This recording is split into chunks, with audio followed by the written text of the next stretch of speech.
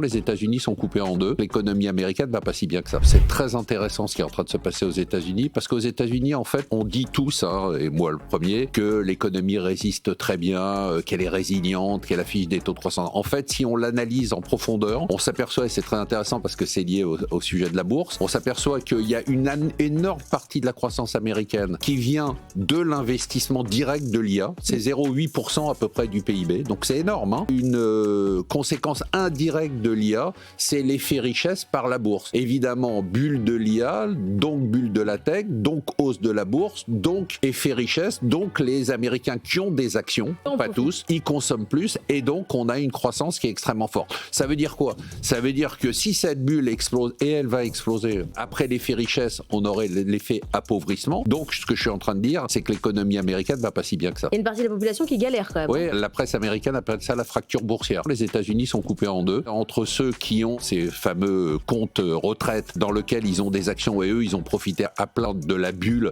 IA, de la bulle tech et de la hausse des marchés, ceux-là consomment. Et puis, il y a une partie de la population qui, elle, évidemment, a du mal à faire les fins de mois, qui n'a pas d'action et qui n'a pas donc bénéficié de cette hausse du pouvoir d'achat grâce à l'effet richesse. Good Morning Business, la matinale de l'économie.